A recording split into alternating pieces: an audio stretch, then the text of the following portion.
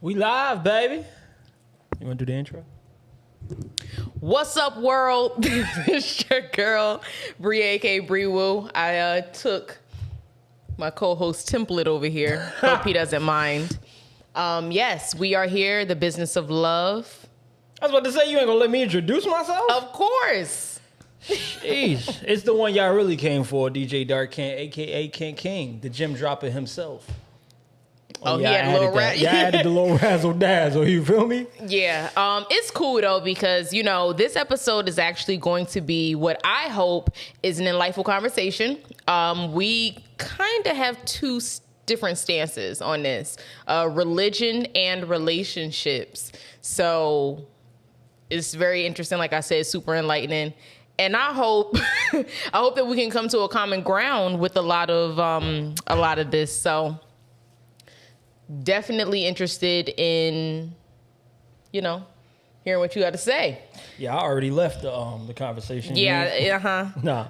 I think this is gonna be a great topic. Like a lot of our topics, this one kind of started from a conversation we had in the shower, right? Shower combos. Yeah, the shower combos. See, this is the real, this is how you know that we really be inviting y'all into our lives, right? Like y'all are actually in our home, right? We have changed our setup.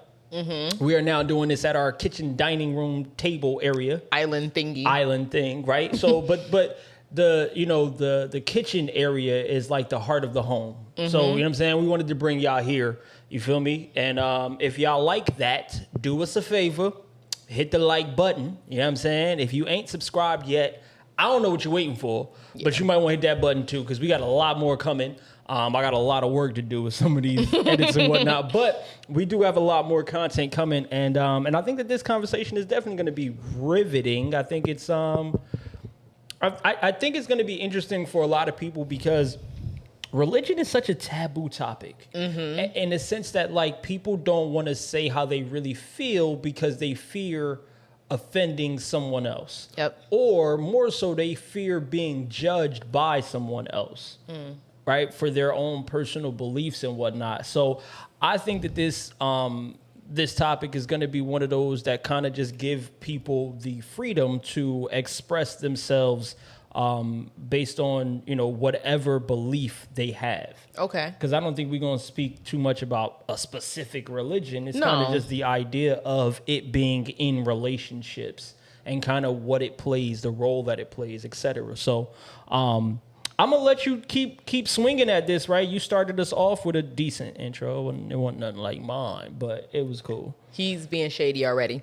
I'll go into it because, this is something that I've seen play out in not only my relationships, but people that I know. When it comes to dating, does religion play a role in who you choose to date? So I'll put my own example out there.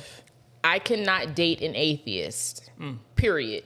And I made that a personal choice, because I know how much God has done for me. And it's not to push my beliefs on anyone, but it's just to say that even if you don't identify with a specific religion, I would need you to identify with the fact that there's a higher power. I can't be with someone who just flat out says there is no God, I don't believe there's a God, and tries to challenge me on that. Because I'm very vocal. You already know. I'm very vocal about my love for the Lord and when it comes to my faith. So if I can't be open and express that with my partner, then it's not going to work. But just because they're an atheist doesn't mean that you can't openly express how you feel. You can't be in a relationship with somebody who has a difference of opinion about that? No, because I need reciprocity. I need to be able to express how good God has been to me, and for you to be able to, give me something back. I just don't need a log or, just a rock sitting there don't know what to tell you because I don't believe in that. Yeah, but I don't think so. Here's the funny part, right? Is from time to time, I identify as atheist. Just notice I said identify, right? Because it's not that I really am, but for multiple reasons, I say that I'm an atheist. Number one, it's because I feel like that's the best way to show the true light, to shine a true light on Christianity. And what I mean by that is, when I say I'm an atheist to someone who I know is a devout Christian, their response to me or their reaction to me is not godly. It's typically not of God, right? Like, because God says you're supposed to love everybody. everyone. Yep. So why is it that you are now shunning me because I've told you that I believe something different? And so I like to do that just to get a rouse out of people, right? Like, seriously, I do that. But if we were to kind of categorize me as anything, I might fall under atheism. Not that I don't believe in a higher power, but I don't subscribe to any religious beliefs, right? I'm not of one specific religion or whatever. I enjoy learning about all of the religions, and I kind of adopt whatever is important to me, right? Like, I don't eat pork. I ain't a Muslim, but I don't eat pork. Like, there's certain things about me that I'm not Buddhist, but I try to meditate as much as I can, right? Like, there's just certain things that I find, because to me, the idea of religion, and I know this is a little bit off of the relationship, but the idea of religion is all the same. It's all pretty much the same, a guidebook or a guideline of how you should be as a human being, because you want to try to live the best life here and in the afterlife. That's pretty much the general term of it. And then once you break it down to, you know, the rules that you have to follow into specific religions, or the benefits that you would get from being a part of that religion or doing something like that, right? Those are just different beliefs. Like, some people believe that if you're a martyr, right, and you kill yourself in honor of God, that you're going to be rewarded with like 40 virgins in heaven or whatever. Like, there's so many different beliefs that, like, it's, to me, I find it improper to judge someone for their own belief or for lack of belief in what you believe. And that's 100% understandable, and it's fair. But when it comes to relationships, like, bringing it back to that, it's something that I feel is important. Like, I need to have a partner who believes in a higher power, simply because I don't want them to think that all of these blessings or things that we have are because of ourselves and solely ourselves. There is a higher power who has everything planned out for us and has a purpose for us, and we're fulfilling it. So I just don't like the fact that there are, you know, individuals who may say, oh no, I've done this myself. I'm self-made. Like, there is some credit to be given, and it's just not solely because of you. But again, that's me, and that's just why I made up in my mind that I cannot date an atheist, and I haven't. But even though I identify you a as part-time atheist. that's funny. You know what's so crazy, and this is how y'all know, like, we be having these conversations, and then we will turn them to something that, you know, could be a topic for the podcast, and we may discuss it, but we don't really, like, you know, talk about it to each other too much, right? Before we get here. And I'm saying that because my first question is, what if our children were atheists? That's literally my first question. So it's so interesting that you said you can't date an atheist, because what if your child decided to identify as atheist? That is a decision that they make for themselves, and I can only provide them with my reasoning for why I'm not an atheist. And, you know, hopefully they give some thought to it. They do some research, but it does come to a time where even like myself, I had to go my own way and really figure out why I identify as what I identify as. And that was my choice. Like, it is what it is at this point. Like, if you do have a child and they say, hey mom, I'm an atheist, I don't believe in God, I'm going to be hurt, but I'm not going to disown them. Are you going to love them any less? I'm not going to love them any less. The fact that you had to think about it. No, I didn't think about it. I was thinking about what it means to be a Christian. And that means you are supposed to bring people closer to God, closer to Jesus with your actions. And when you said that people was giving you, you know, like an ungodly attitude because you said you're an atheist, that's a problem, because that's just not how it's supposed to go. Like, I'm supposed to be able to have a conversation with an atheist and show them that Christianity is love. And see, that's where I disagree. I don't think that the idea of being a good Christian is bringing more people to your side. I think the idea of being a good Christian is loving people regardless of what they actually practice or whatnot, because compassion and empathy are two things that make us humans. And if we are going to identify as anything, everyone has to identify as a human. If you hear and you breathing and you operate on this world, you are a human. So if we are supposed to love humans for themselves, then we have to love them as they are. We can't sit here and try to recruit you to come to my side. To me, that ain't nothing. That's the same thing as being a Democrat or a Republican, right? It's like, if I'm a Democrat or if I'm a Republican, I'm not supposed to be sitting here trying to convince you to come over to my side. Like, nah, that's whoever's running for office's job, right? That's not your job. If someone is sitting there and they like, oh, I identify or I am an atheist, right? That's not your job for you to convert them.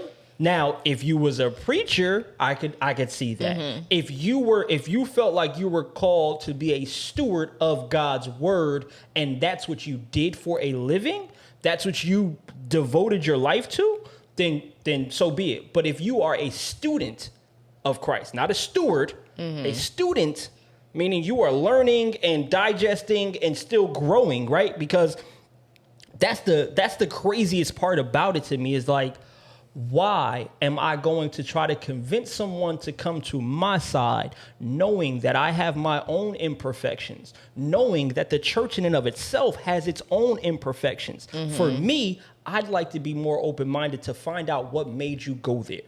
So this is the thing. It comes to a point where, and I think this is why a lot of people deter from the church, because they are so gung-ho on, oh, you have to come to church. You have to do this. In order to be a real Christian, you have to do this. And if we literally just took all of that to the side and said, I'm a Christian, I love everyone, this is who I am, that would actually, in my opinion, that would attract more people to learn about it, to want to be involved with it. But instead, we do have people who are, using Christianity as the umbrella to judge, to discriminate, and just to be plain outright evil and push their beliefs onto other people. When I say being a Christian, I'm hoping I can get other people to, not only be interested and see why I'm a Christian, but what are some of the things that God has done for me. I'm doing that effortlessly. I don't even have to push a Bible down your throat. I'm simply going to tell you testimonies that said, it's no way this could have happened if it wasn't for God. Like, that's just what my stance is when it comes to Christianity. I'm not going outside and sitting on a soapbox and, telling people if they don't believe in this, then they're going to hell. Or if they don't join this church, then it's no way they're making it to heaven. I'm not doing any of that. I'm simply going to be a good person and, show you all the things that has happened because of God and because of my faith. It's just, it's a big difference to me. I don't think that a lot of Christians like myself make it a point to go out and recruit people. It's just giving testimonies. That's all. Yeah, see, I don't feel like I'm worthy of calling myself a Christian because of my fallacies, because I know I'm so flawed. So that's the beauty of Christianity. Check. Here's the thing, right? I don't want to be the representative for a group of people. I am me. Okay. And I don't want to have to be the representative for Christianity. I don't want that responsibility because I don't feel like I have a responsibility to even know what someone else's religion is. Your relationship with God is that, your relationship with God. And I feel like whatever makes you happy and whatever has given you the most fulfillment in this life, run with that. Double down on that. Because for me to sit here and say that I am something and that now I act a certain way or I behave in a certain manner because of it, to me is facetious. It's a bunch of BS. Because I see too many people all too often that are holier than thou, but I've seen times when they ain't holy right now. You know what I'm saying? I've seen people go from holier than thou to I ain't holy right now. Yeah. Like I've seen it happen like that. Like people will walk out of church and be like, I know you ain't just like, Yeah. wait a minute, wasn't we just receiving the good word? Now you out here cursing somebody out. Yeah. I've seen it happen. And so for me, right, I don't like to look at those people and be like, oh, you ain't a Christian or you ain't the right type. Like, nah, you know what? You a human. And I respect that. And you know what? I'm a human. So I'm a rock with that. I'm not going to sit here and try to like, I was going to say pacify a name, right? But I don't know if that's the right word, but I'm not going to sit here and try to take on a responsibility for an entire category of people. I don't like being classified like that because I don't fit in anywhere. Like I know myself. I'm an alien. Like if you really want to know what my religious beliefs is, I'm an alien. I don't know. Like I definitely believe in a higher power, but I believe that higher power has been transcended to be within me, and I can represent that higher power when like every day of my life, when I so choose, right? Because that power is within me. So for me, I can't. Back to the question, right? As far as like my child being an atheist, I'd be proud. I'd be extremely proud for multiple reasons. Number one, you're going against probably what society has said is the best way to go. Number two, you going against what your parents have said. You know what that makes you? An individual. That's what that makes you. You're an individual. You ain't no cookie cutter. And regardless of whatever your reasons are, right? Because I'm the type of person where it's like, all right, now I want to know more. Tell me why. Tell me what brought you there. What do you think? Tell me about it so I can know, so I can learn, so we can be closer. But I dare not judge you and try to get you to think any different. No, my job as a parent is to accept you for who you are and encourage you to be in the right light that makes you happy. Not what I think is going to make you happy. Not what has even been through me that has made me happy, because times change every single day. And so for me to hold on to something that worked for me, that no longer, perfect example, right? We just had this conversation today. Public service announcement. I don't vote. I don't vote because I can't afford to lobby. When I can afford to actually lobby, I will start lobbying, but I don't vote, right? And we've had that conversation. And I said something to you today. I said, would you allow Joe Biden to run your business? And there was a huge poll on the internet that asked that question. Would you allow Joe Biden to run your business? Now, here's the thing. The answer was largely no, right? But let's be real. I wouldn't let a lot of people, like, it's maybe two people that I might let run my business. Elon Musk, Gary Vee. Like, y'all can have it. Like, and I'll just sit back and be an intern for all I care. But, like, there ain't, you know what I'm saying? There's not a lot of people that I would allow to do that. So that question is skewed. But when you think about it and you're like, okay, based on the presidential trajectory that we've seen so far, yeah, well, a lot of people don't want them any longer running the country, let alone running their own business. Right. So I said all that about the voting thing. Right. And being an individual. I forgot where I was going, actually. Damn. It was about being an individual and about not subscribing to society. To societal beliefs. I can't remember how I was going to tie it in, but that's basically what I was trying. Yeah, that's basically where I was trying to go with it. I did a lot today. But anyway, that's where I was trying to go with it. Is basically like, yo, I am going to be proud of you for choosing to be an individual, right? Okay. And for not subscribing to a specific belief or feeling like you need to be succumb to societal pressures that say you have to fit in somewhere. I can't force myself to fit in, so how dare I try to force someone else to fit in? So that answers my next question. Will you be choosing your children's religion? That was my next question. For me, if I could add some insight into that, I wouldn't say I'm choosing my child's religion per se, but I was raised into a certain religion.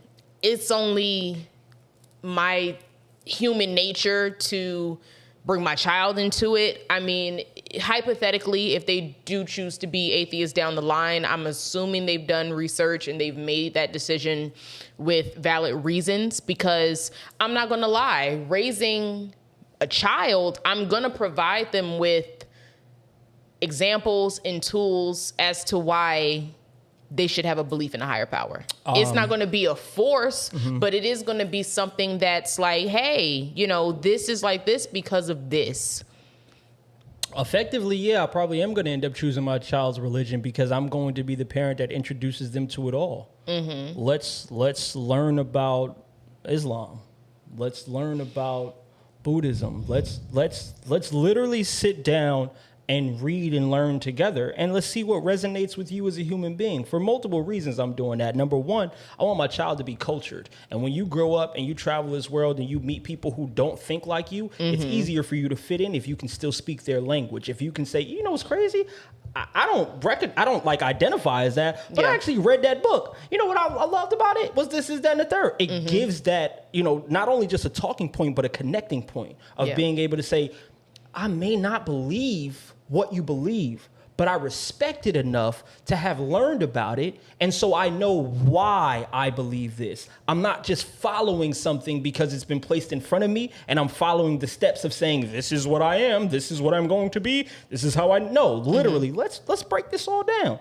Let's take some time and really learn about how other people live and what they believe. I'm going to introduce my child to every religion possible and learn along with them. Because I don't ever want to have to be the guy that's like forcing something that, no, I want you to identify with whatever it is that seems to make the most sense to you. I'm not going to force you to be something because I've been it or because it's worked for me. I think that's where I was going with the whole voting thing. Okay. Because I'm not going to force you to do something just because it worked for something in the past, or even just because I fought for it, right? We were talking about that. That's where I was going when it was like, people would be like, how you don't vote? Our ancestors fought for that. That don't mean we still need to fight for it now. If the system is broken, then we need to change it. Voting doesn't work. Thank you, ancestors. I'm so grateful that we do have the ability, and I'm not being facetious. I'm honestly grateful that we do have the ability to do it because I did vote for Obama, right? I made that choice because I wanted to see that happen. But the system is broken now, and voting don't give us the results that we want. So it no longer makes sense for me to participate in something just because historically my ancestors fought for me to have that. I don't want it. It does not work for me. I could lobby, and that'll work for me. That's politics, though. We're not going to go there. We're going to stick to religion. So here's my next question, though, right? What if our child's sexual preferences went against the religious beliefs of the church? That would be something that I would. So let me just start here on that one. Let me start here. I have been taught tolerance, respect, and I have family and friends who are of the LGBTQIA plus community. IA? Yeah. I didn't know that. I thought it was just LGBTQ plus. LGBTQ plus. The wine is kicking in.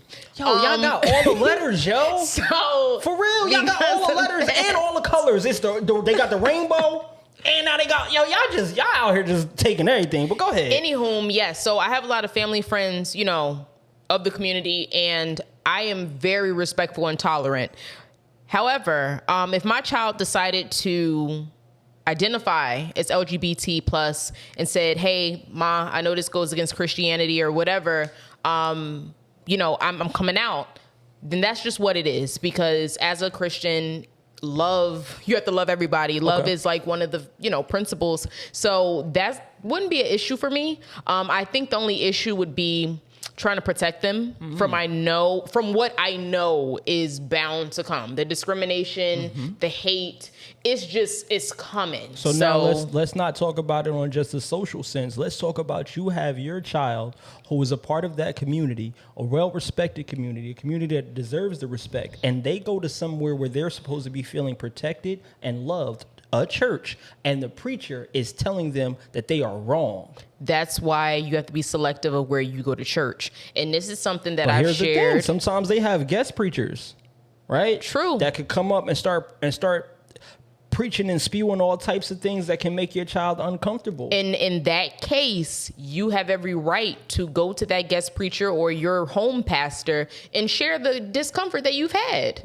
Period. I think that's something that as generations, we've just been taught not to do. You have every right to go to that person who is a human. Just because they're a person of the cloth, you can still go to them and share, hey, that sermon made me feel uncomfortable. And solely because of X, Y, Z. Period. It doesn't have to be an argument or a debate, but it can let them know you that. You think you going to tell a preacher that his sermon made you uncomfortable and you just going to leave? He's a preacher. He gonna hit you with the good word. He can hit me with every word that he has to. I've seen it happen. Pastors can be biased, and I've had friends who've confronted their pastor about their sermon and said, I feel like this was targeted, or I feel like this was biased. And the changes happened, and if they didn't happen, that person left the church. I have a good friend that left their church of 17 years because of a biased sermon. Period. Yeah, I mean, for me, right, to answer that question, if my child's, sexual preferences, or sexual orientation or sexual desire or sexuality. I don't know how to classify because there's so many wrong words to say. Yeah. Right? But if they were a part of a community that the church shunned, I would shun the church. I would shun the hell out of the church. You know me. My first step is to go to Google reviews. You're going Yelp. I am going to be on Google reviews with all 17 of my email addresses, acting like I'm 17 different people and telling the church why it is wrong. That's the first thing I'm going to do. That's the first move that I'm going to do. The second move that I'm going to do is ask my child what they think we should do next. Because the first thing I'm going to do is put the public on notice, right? Because we are in the information era where people are now Googling things, before they go places. Let me see what this church is about. Let me see what this is about. You do not want this guy to tweet about you. Listen, look, I'll make it hot. And intentionally so. And then after that, it's going to be, all right, look, how do you feel, right? What do you feel? The child, right? Hopefully that they're old enough, of course, to verbalize that, to really tell me. So what do you feel should be done? Right? Do you feel, right? Was it something that made you so uncomfortable that you need some revenge, some reciprocity? Is it something that's so uncomfortable that makes you say, I just never want to go back there and never think about it? Or is it something that made you so uncomfortable that you now want to be a beacon of light and a voice to say, look, this needs to change and I'm going to stand here until it does? Because if so, Daddy's standing right here with you. I'm standing right next to you. That's beautiful. We could do the milk crate challenge in front of the, you know what I'm saying? Like, I'm standing because the last thing that you're going to do is make my family uncomfortable in any way, shape, or form, especially my child. Yeah. Like, that's the last thing I'll burn that church down. Yeah. I will burn that church to the motherfucking ground before you actually ridicule me or my child. Yeah. You got another fucking thing coming, and I know how to do it. I ain't going to use no matches, but I will burn that church to the ground. Because you know me, right? I'm patient with mine. So I would infiltrate the church. Yeah. I would become a deacon, right? I will start working there and then exposing every single dirty secret that they don't want the public to know. I will burn that church to the motherfucking ground. This wine is definitely kicking in because I'm feeling real hostile right now. Like, I ain't even got no kids. I don't know why I'm... I know. He going hard for an imaginary kid. I don't know why I'm going so hard. Oh, but that's just how I feel, though. Real shit, though. That's just how I feel. Like, I'm not the one. Yeah. And my child definitely ain't the two. Okay. So my next question, has religion impacted your relationships before? When you say relationships, do you mean only those that are of... Romantic? Romance? Actually, both. If you have an example for a friendship or family relationship. Yeah, I mean, so I was telling you the story before, right? My business partner, Mark, he was the one who introduced me to the importance of tithing, right? When we were doing business together and we was making all of this money and it was coming in and we was going crazy and whatnot, he was the one who sat me down and was like, yo, we got to tithe. Like, there ain't no way that we think that we just gonna keep getting all this bread and not actually giving some to the reason why we getting it, right? So he introduced me to that idea and I was like, wow, I do need to tithe. And so I started going extra hard. And then he was the same person who was like, I'm not feeling the church no more. I'm seeing too many Gucci belts and Bentley cars and all of this and all of that, and I'm not seeing enough being done for the community. And I sat back and looked at him and was like, man, you crazy. We're going to keep tithing. I don't care what you're talking about. I even went so far as to say to him, like, yo, if you not going to tithe, I'm going to tithe for you. I'm tithing some of my bread for you. Then I went so far to be like, if you not going to tithe, we can't do business together. That's how, wow. Yeah, I felt like that. And then I came over to his side. I started paying attention to the Gucci belts. I started paying attention to the behaviors of the church and the lack of support for the community. I started paying attention to the things that weren't being done, not just what was being said. And so I decided, just like he decided, that tithing doesn't belong to the church. Your tithes belong to God. And church ain't always going to give that money to God. So you need to set aside your own tithes to be responsible for giving back, to be responsible for taking care of other people who are of, lesser ilk when it comes to finances, right? So for me, I tithe all the time.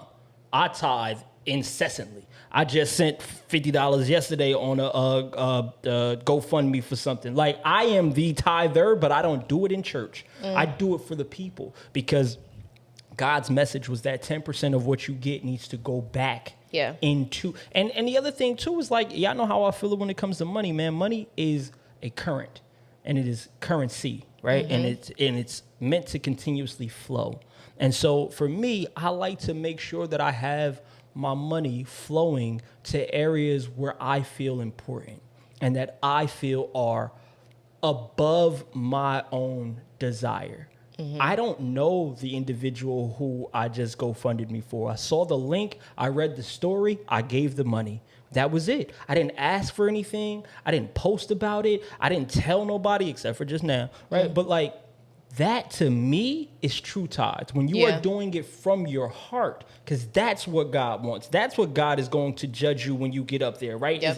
How is your heart? So for me, it did come in between a relationship at one point, right? And of course, we still great friends and would do business and all of that stuff. But it took me a while to get to his side. And so it did start to put a little rift in between us. And I had to step back and look at myself like, damn, what the hell was I thinking? Yeah. So yeah, it definitely has. It never will again, but it definitely has. Okay. It definitely has been an issue for me. It impacted a relationship before because I was dating someone who was of a different religion. They was an atheist, but they was of a completely different religion, and it just didn't work. Nothing was wrong. And that's something that I do want to say. Nothing was wrong with the individual. It was a very, very dope, it wasn't even a really relationship. We were just dating, and there was no title, but we were getting to know each other. However, being of a different religion, I knew that it couldn't go too far because eventually, you're meeting parents and you're meeting family. And at some point, we're going to have to discuss holidays and how is that celebrated? You don't celebrate this holiday? Oh, okay. Well, that might be an issue. So it's certain Why? things. I don't celebrate holidays at all. To a degree. I hate holidays. I get it, but in that case, positively hate holidays. Thanksgiving is coming up. I'm gonna be by myself for Thanksgiving. Please don't nobody hit me. Please don't hit me and say or none of that. That's how I want it. That's actually how I want it. Not how I want it. You don't be alone. You have. She's going back to New Jersey, so that's otherwise I would definitely be spending just like I spend every other day with you. But I am going to. I'm actually. I'm looking forward. Yeah, you said it. that. I am looking forward to being by myself on Thanksgiving when everyone else wants to sit around and be around family. That's going to be the day that I actually sit around and be by myself for two reasons. Number one, I think that if you really want to appreciate something like family, do it while it's not there.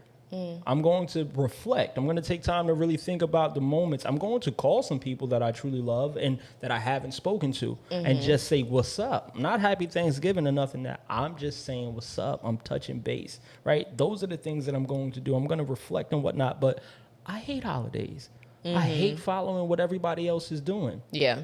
I hate the idea of how much paganism or non-paganism or this was created for that or that. Like, there's so many different problems and mantras against holidays, right? Or even for them, that I choose not to participate when I don't feel the need to participate.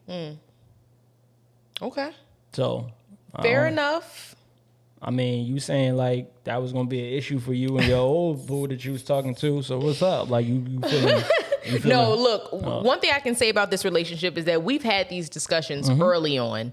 One of the first conversations we had was he don't celebrate Valentine's Day. And that was something that kind of opened up, you know, the conversation as to, okay, what else societal norms don't you follow? So, you know, it's crazy. I didn't realize that you had on your Heaven Sent Me shirt today that we talking about relationships and religion. Because Heaven sent me. I remember a time when our first date and you went to pray. Yeah. Over your food. Yeah. And I didn't. And you explained why you didn't. And I'm not gonna lie, the explanation was kind of cool. He basically said, I was gonna go into it. He basically said that he doesn't feel like praying at a specific time every time you eat is really giving God the glory, right? Like, if you really want to give God praise, you should be doing this whenever, you know, at any point. Doing it at a scheduled time seems performative or something along the lines of that. Pretty much to a degree, that's exactly what I said. It does feel very performative, like as if I had to do something at a specific time. Why can't I be thankful for what God has done for me whenever I feel like it? I don't like to have to succumb to the societal norms of being like, okay, now we pray. Okay, ready? Okay.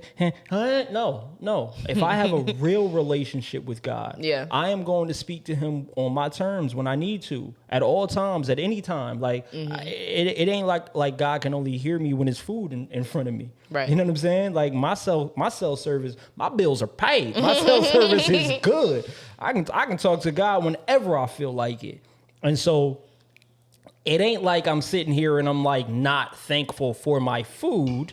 Yeah. I'm more so thankful for everything. Yeah. And so rather than to sit here and try to take one little moment out of my day to say, thank you, God. No. I'm going to do that in the hall randomly. Like, yo, you know what? I did it today. I was walking down in our park. You know when I speak to God the most? When I complain. That's usually when I just be like, so we are kind of high up in our apartment complex. The mailroom is all the way on the first floor. Yep. I tend to sometimes take the steps. I took the steps today, was coming back up and was like, man, why did I do that? And I stopped. And I was like, you know what? I got to thank God for being able to continuously live in this apartment. Because a couple of years back, I might not have known how I was going to make ends meet. Yep. I couldn't imagine me being in this type of high-rise, dope living with all of that. No. So how can I have the audacity, the balls, the testicular fortitude to try to complain? Yeah. Nah, I'm going to flip this upside down. And I'm going to let God know, because I know you're watching. Good looks, Big G. I appreciate you for the opportunity.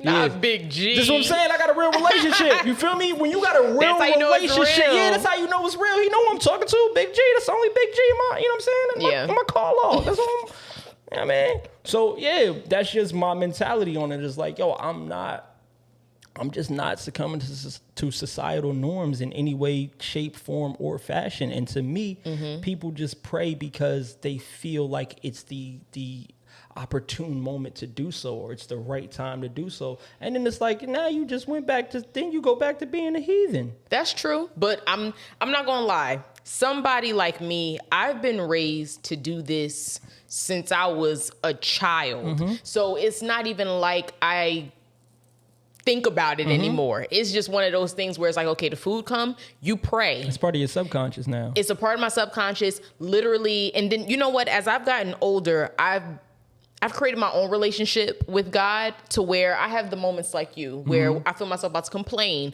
or I get frustrated about something at work. I stop myself and I'm like, thank you, Lord.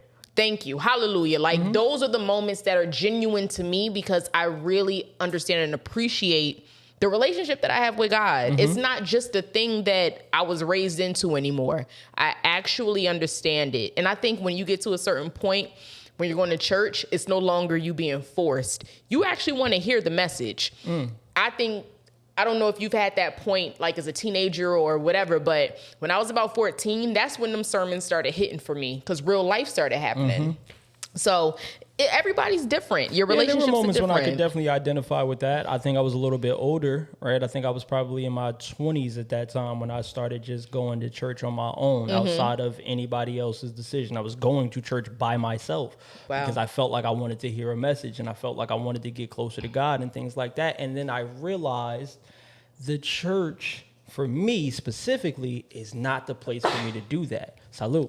Gracias. The other thing is the church ain't the only place that you can do that. Yeah. And so when I started really learning that and started just realizing that my relationship with God doesn't need to be cultivated by a church, a location, a preacher, a priest, or just, you know what I'm saying, a sermon, like I can simply have the conversation and the communication and the relationship with whatever higher power I feel most attached to.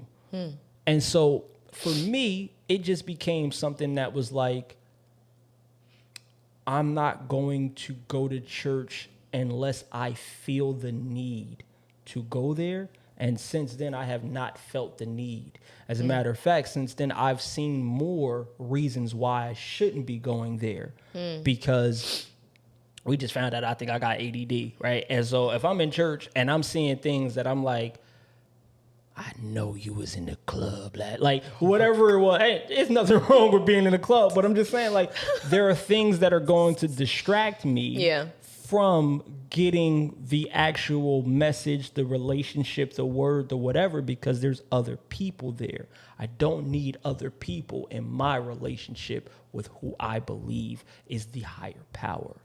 I think also to add to that, the pandemic showed people that they don't need to be in spaces with other people because they find it better being alone or doing church virtually where they can actually get the message. You're not distracted.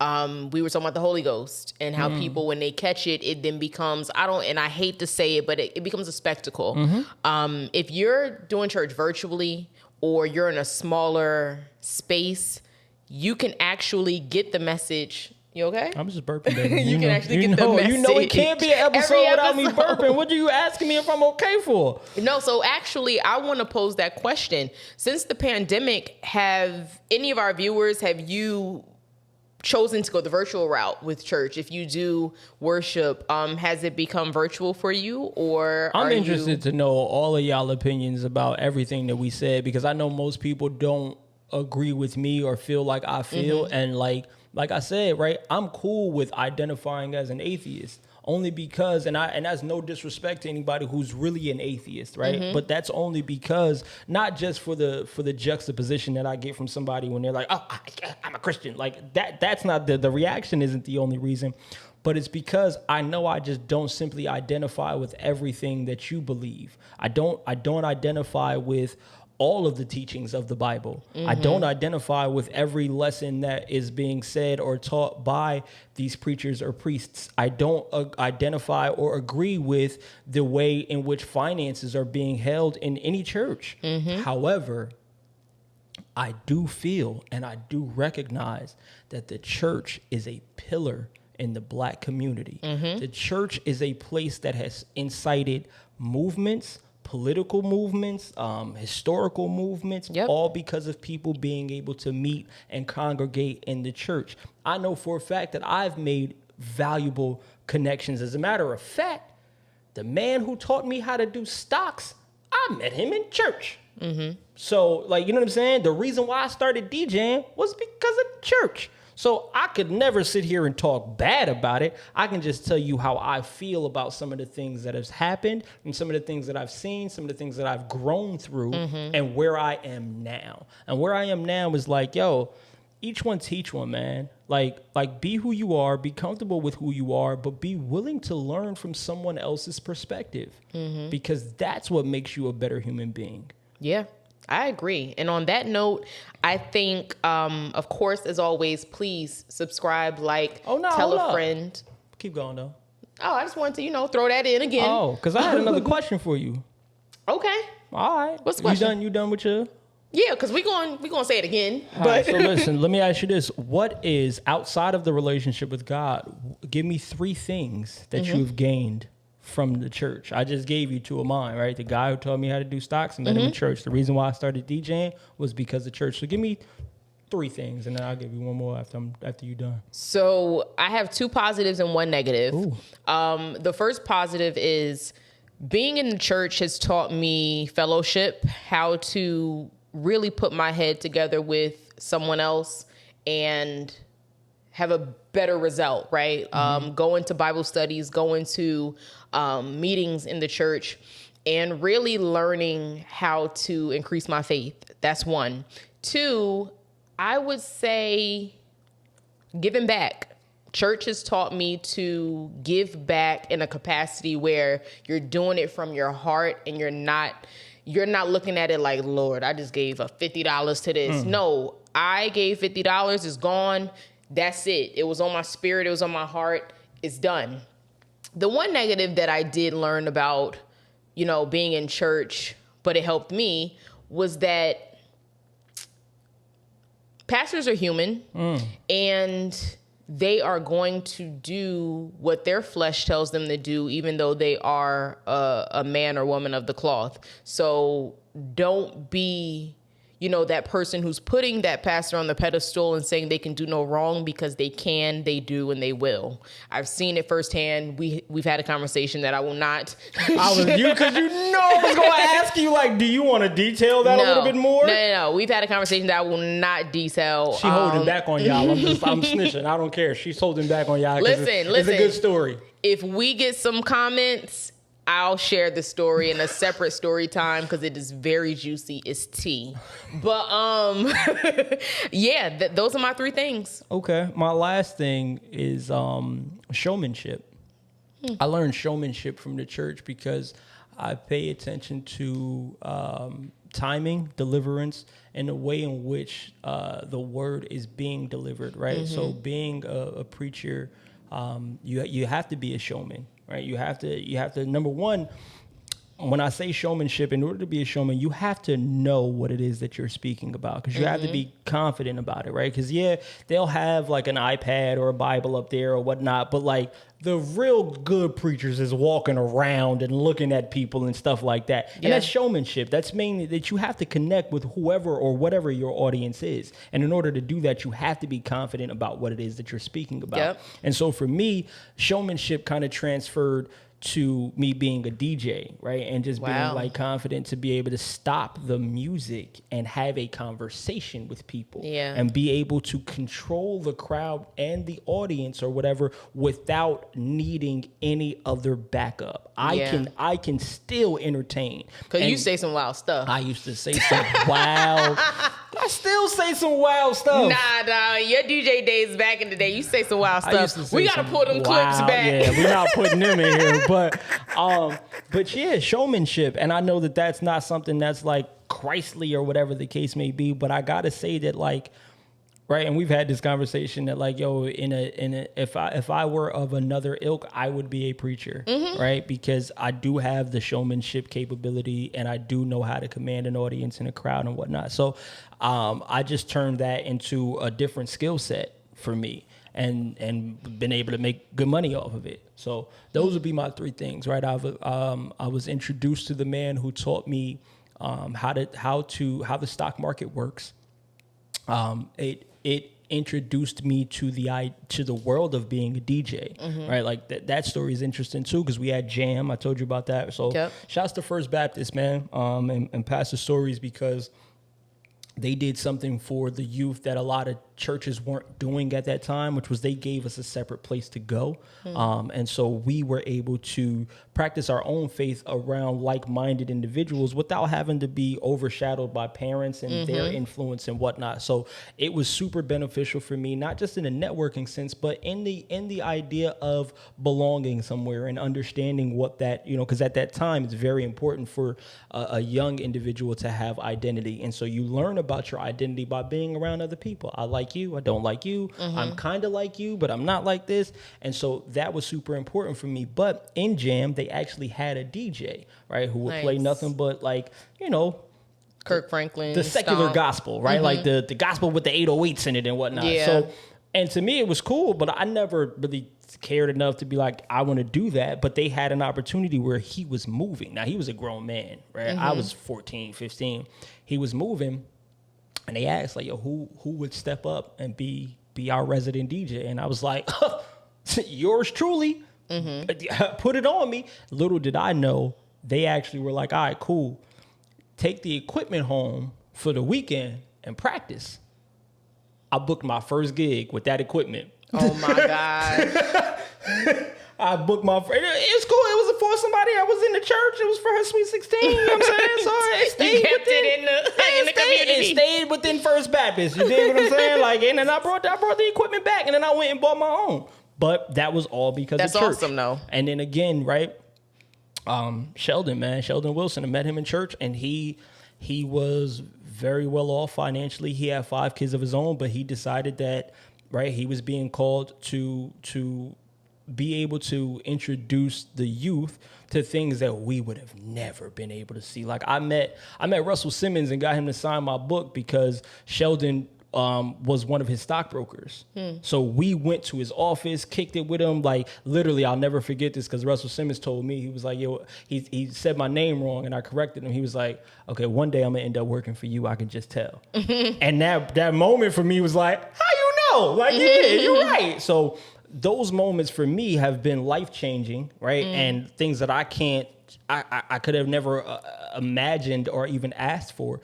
But yeah, those would be my 3 things. The last thing would definitely be showmanship. Awesome. Yeah. That's amazing. This conversation actually was, like I said, it was enlightening, but I didn't expect for it to have this much insight and information. I didn't know those last few tidbits. Yeah, so now go ahead and tell them to do the stuff. You do the subscribe, you know what I'm saying? If y'all have enjoyed this conversation, we've been extremely candid in this conversation, right? And sharing some of our beliefs about, like I said, it's kind of like a taboo topic. So here's the thing, man. If you've watched this far, then we're going to assume that you appreciate the conversation, and we would appreciate it very, very greatly if you just hit the like button. That's the number one thing that we need. Like seriously, because we do want to be able to take this podcast to a wider audience, and we do want to continue to create this stuff for you. And so it definitely helps us, right, by just you hitting the like button. I'm the one setting up all of this stuff to make it look like it look, and then afterwards editing it and all of that. And I'll ask y'all for nothing. Just do me a favor, hit the like button for me. That's it. Definitely. Like, subscribe, and share with a friend who you think may really find this conversation interesting, because we do have more content on the way. And also, y'all let us know, right? Lately, I've been thinking about adding some of my stock plays and some of my financial advice and things that I give on the internet into some of these episodes. But I don't want to divert, right, from what it is that we've been talking about too much. So if that's something that you would like for me to kind of add into the end of the episodes, leave that in the comments, please. If I don't see it in the comments, I'm probably not going to do it. But if it's something that you guys think can definitely benefit you, then let me know, and I will start adding some of my stock plays. I'll start talking about some of my financial hacks that I have, some of like the grants and stuff. We'll start really just kind of just doubling down at the end of these just to make sure that it's really worth your while, your time, because we definitely appreciate the attention that you give. Yep, 100%. So, your eyes is looking really, really light. Thank you. I'm happy. This wine got me happy. But thanks, y'all. Definitely another dope episode of TBOL, and we cannot wait to keep it coming. Thank you. And we out. Now let's go get happy.